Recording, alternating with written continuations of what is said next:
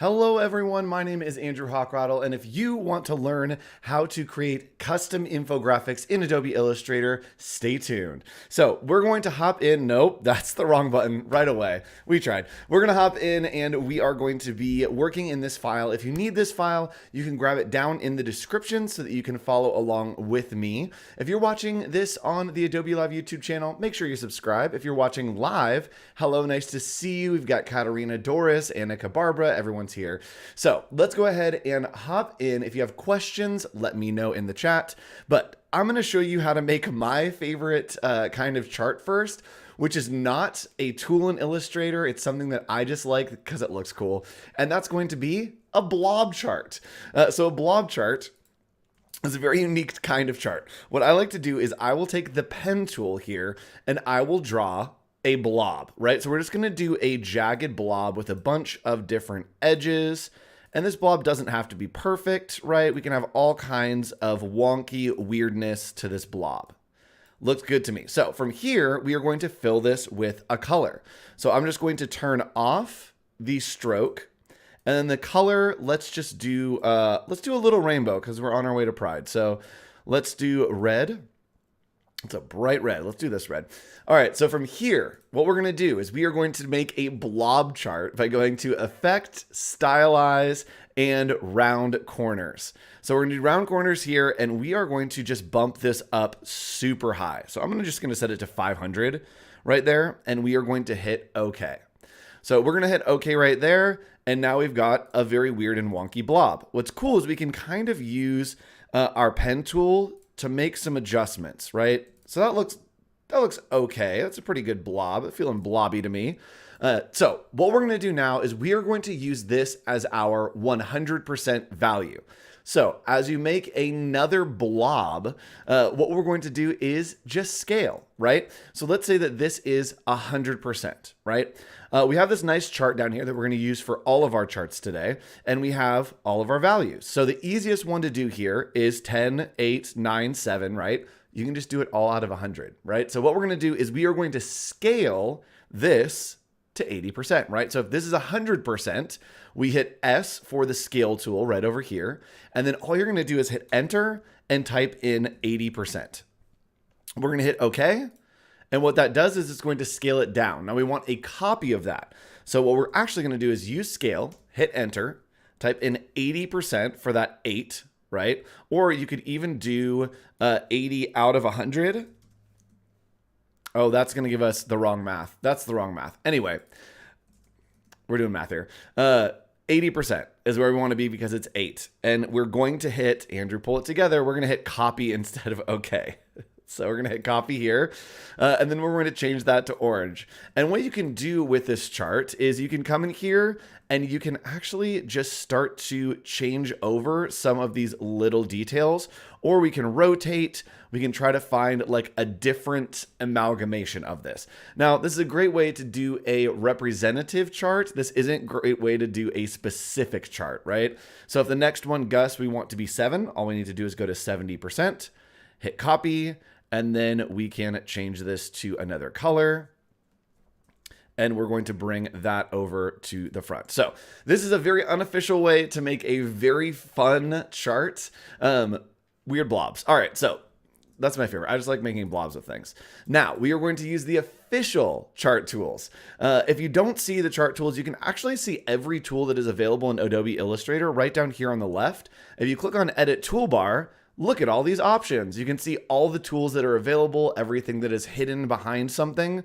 They're all right here for you to see. So we're going to go to our chart tool right here. And I'm actually going to start with a pie graph tool. So we have our pie graph tool selected, and all we need to do is click and drag. And you're saying, Andrew, do we want this to be a certain size? It doesn't really matter, but keep in mind that the box that you drag out is not just going to be the chart. It's actually going to be the chart plus all the variations and all the other things that you need in that chart. Everything is going to show there. So let's go ahead and put this in. And let's do our numbers, right? So the first thing that I want to do is I'm going to type in our names, right? So let's go Claire, we'll do Andrew, we'll do Wade, and we'll do Gus. Okay, so from there, we're going to type in all of those numbers. So we have 10, we've got 8, we've got 9, and we've got 7. Now watch what happens. I'm going to click on this check mark, and this is where your chart will start to come together. I'm going to click on the check mark, and something wrong might happen. All right, we did it the right way, but if you did it wrong and your chart looked like this, the reason is that you laid it out wrong. So you always want your categories at the top and then the numbers underneath those, right? So each row that you do will be a new entry, right? So each time that you do a new row, it will be a new entry, which is a completely new chart. If you have that problem, you can transpose it right here and it will move everything to the right place. Hit that check mark, and now we're back in with our graph. So this is looking good. We've got some graph information going on, but I want to take this to the next level, right? There are a couple ways that we can take it to the next level. We could make this into a very cool donut graph. And what we're gonna do is I'm just gonna make a copy and pull this over here. Oops. I'm just going to make a copy and pull this over here. And what I'm going to do is grab the direct selection tool. Now, if you want to edit certain pieces of the Andrew, let's close that. If you want to edit certain pieces of our design, all you need to do is grab the direct selection tool. We can select all this stuff, which we don't want, and just hit delete. Oops. Let's go ahead and isolate. Let's see if we can get rid of this stuff. Andrew. Object expand. That's what we want. So let's go ahead and expand this and see if that fixes it. Oh boy. All right. So what we're going to do is we are going to take our ellipse tool right here, and we're going to start at the center. And what I'm going to do is I'm just going to draw out an ellipse. So all looks good to me. We want an ellipse that overlaps just a little bit so that there isn't anything that is looking too different. Here you can go to design, you can save your design. That's great. So what we're going to do is I need to break this apart. And I don't know why it's not. So here's what I'm going to do. I'm going to grab the direct selection tool. I'm going to copy it. I'm going to delete this, and then I'm going to paste in place. Control Shift V, and now we have all of these pieces here, no longer as a chart, but we have our pieces. So I just pulled it out. Again, there's no right or wrong way to design, just different ways, and I got stuck there, so we figured out a new way. So we are going to grab a ellipse, and we are going to hold Shift and Alt to pull it out from the center. And then we are going to scale another version all the way out to this edge. So I'm going to do one more ellipse, and I'm going to scale it all the way out to the edge. It should lock in right there with my smart guides. Looks good. And I'm going to make these different colors so we can see what's happening here. So we have our two different ellipses that we made, right? Stacked on top of each other. And now we're going to create this donut graph. We're going to click here and then click here. And there's, again, a bunch of ways to do this. We can hit Control 8, or we can go to Object, Path, Compound Path. Object, Path, yes. Andrew. There we go, Compound Path down here. Brain's foggy this morning. And we're going to hit Make, and that will make it into a compound path. We also could come over into our Pathfinder panel, and we could use minus front. We also could have these selected and come over to our Shape Builder tool and use the Shape Builder tool to pull things together over here. There we go. That's not what I want. Andrew's falling apart today. There we go. Shape Builder tool right there. And we could select these two, use the Shape Builder tool, hold Alt or Option to subtract that. So again, a bunch of different ways that we could do this. I'm going to make a copy because, again, I'm going to show you a bunch of ways. And we can select all of this, right click, and click on Make Mask. Check it out. Now we have a really cool little donut graph. If we need to, we can use the direct selection tool to change out these colors so we can have some unique colors in here. If you wanted to, you also could stylize this very easily using some gradients. So you can select, using the direct selection, just one of these areas. We can come over to our gradient tool over here, and let's make this a freeform gradient. And now we can do a really cool kind of like varying cycle of a chart.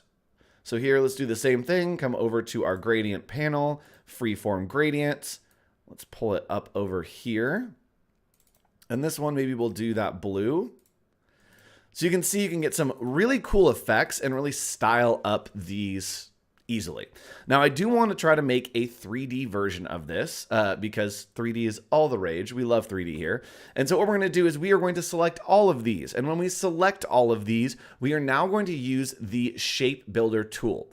So we can use the Shape Builder tool over here.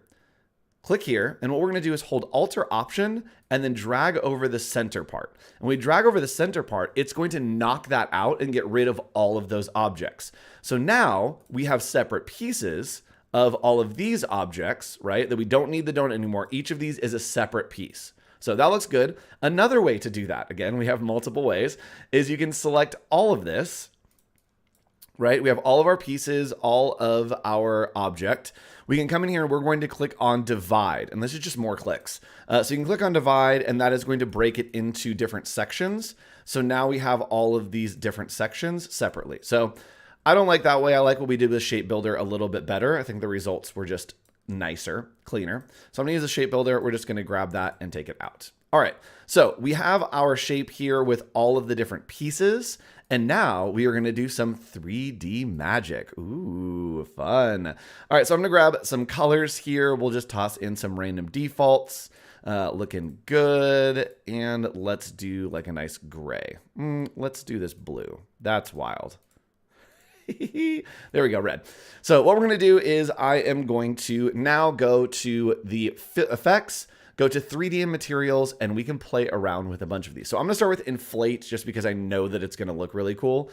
So we're gonna click on Inflate, and it is about to inflate all these pieces. So if your screen goes black like this, totally fine. The 3D is thinking, right? There's a lot going on with the 3D. And so if it goes black, it's just thinking. It needs to have a little bit less on the screen, clear its mind, if you will. So we have our graph looking good, looking great even. And what we can do is these are all still separate pieces. So if we want to create like a cool stacking extruded effect, you can select all of these and change it to off-axis front. And what this is going to do, right, is it's going to start to pull this graph to this cool kind of off-axis front look. We can move it around. Looks pretty good. So we have some different breakouts. I think that's interesting. Something else that we could do is I'm going to undo this, and we might get the black screen again. What I'm going to do is, because those were all separate pieces, it treated them individually when I did the 3D. Now, if I group it by going to right click and clicking on group, what that's going to do is when I go now to inflate, I click on inflate, it's going to inflate it for me. Now, what it's going to do is it's going to treat this more like one object. So I can actually grab to rotate freeform. Oops. And as I click and drag, you can see that it's pulling it out as one object. Like it's this really cool ring fun graph. Now there's a problem. It's flat on one side. We don't want that. So we're going to click over here on inflate both sides. And now, oh, this is kind of fun. We have this fun little ring, right? This fun little ring of a chart. If this chart is not exactly what we want, maybe there's too much inflation, we can change the volume here to just add a little bit of something fun. And the taper, I actually want that all the way down, right? So the taper is going to pull so that it has some really cool stuff pulling into the middle. It's a little too much taper. I just want a little bit coming into the middle. All right, so we've got this cool chart that looks really unique. I haven't seen a chart like this. So I can have it at this kind of off-axis front. Rotation looks pretty cool. Actually, let's do it off-axis left. Maybe I want it top. Let's do it custom. So you can grab it, you can just turn, and I want it somewhere like this. Now, what's cool is these are still individual parts. Even though they are grouped together, you can treat them as individual parts by using the direct selection tool. And using the direct selection tool, let's say that I want to highlight one of these pieces. I can hit A for the direct selection tool or use a little white arrow, and I can click on one of these pieces, right, with the 3D effect, and I can click and drag it out And boom, now we have this really cool pop out of maybe a certain segment that we want. Maybe this is the thing that we want to highlight and kind of pop out of our chart. You can do it here in 3D very, very easily. And because this is a group, if I grab my selection tool again, I can click on this and then change the lighting. And this is really cool. The new lighting in Illustrator is incredible. I can click and drag and you can see it kind of coming over this lighting. And I do want it on top there. And I could even do cross lighting. So I can do additional lights if I wanted to have one coming up from the bottom. We can do all kinds of intensity if I want it brighter. I want just a nice little glow there. That looks good. And then if I wanted to, I could also add in a shadow. There's all kinds of options. So I can click here for shadows and it is going to render that shadow out for me. We can see all of the options here. Maybe we want the distance to be a little bit more and maybe the shadow bounds increase. And now we've got this nice little shadow behind our object. Pretty cool. So I'm gonna turn the shadow off. If we want higher quality, we can do ray tracing when we export. It will look a lot better. We're not gonna do that in the live stream because doing it live will throttle my computer a little bit while I'm kicking out a feed. So we have this really, really cool graph. I think it looks interesting and fun. And I wanna show you one more 3D graph that we can do. Also, if we wanted to, we could come in and select just this one. And let's say that we want it to have something really special, is we can apply a material to it. So you should have materials. If you move over into the materials section, you can click here and select any of these default materials. Oh, it's not going to do it within a group. So it won't do it within a group is the problem that's happening right now. We could do this custom piece by piece, but it won't apply the material to a group. All right, so let's continue on and let's do one more version of a chart. And the reason, if you missed it at the beginning, I showed you a technique to do percentages for charts, right? To make some custom charts. So let's grab our numbers down here. Excuse me. And what I'm going to do is I am going to make a triangle. So with this triangle, we are going to try to create like a cone graph. And I'm actually very interested to see how this turns out. I think this will be a really fun one. So what I'm going to do is I'm going to grab my polygon tool and I'm going to click and drag. I want to make a triangle, and every time you hit up and down, it will change the amount of sides you have. So right now we have 6 sides. If I hit down, 5, 4, 3. And guess what? A triangle is just a 3-sided polygon. So you can use that for infinite. Up and down, you can use to create polygons. So we are going to create this triangle. Looks good here. And then from there, I'm going to create our first piece, right? So what I'm going to do is I'm just going to go top to bottom, drag out a rectangle. And here's where it gets tricky to create a really cool graph. I am going to scale this. So Gus in chat, hi Gus, you're part of this today, is I'm going to scale these down. So we have 10, 8, 9, 7. So what I can do is the first one is going to be 10. It's going to be the whole thing. And actually, let's do this out of 50. So we have 50 total, or 40 total, just hold on, stick with me. So what we're going to do is, let's say that we have 40 total and we have these, right? These are the numbers that came out in our graph. And this is the kind of breakdown of who got what out of 40. So here's what we can do is we can grab this piece right here and we are going to scale it, but we are going to scale it vertically because we want that graph to be up and down. There are other ways to do this in Illustrator. I found that if you understand the math, it's a little bit easier to create really custom stuff that looks cool. So out of 40, we have 10 for our friend Claire. What I'm going to do is I'm going to grab this rectangle that is the full height. I'm going to hit S, which is scale, and we'll hit enter, and it will bring up this chart. Now, here is the best part about Illustrator. We don't have to scale this uniformly. So let's go to non-uniform. And what I want to do is I'm going to keep the horizontal at 100, right? I don't want the sizing to change at all, but the vertical I want to change. I want the vertical, right? The height to be 10 out of the 40. We don't have to do that math. Who needs math when you can do it in Illustrator? So we can type 10 over 40 and then just hit tab and it's going to do the math for us. That should be 25%. 10 over 40. 40 over 10? That's not the right math. Andrew. It's 25%. All right, so 10 out of 40 should be should be 25%. I don't know why it's not doing this math correctly. I'm actually very confused, right? Am I not, is math, that's 25%.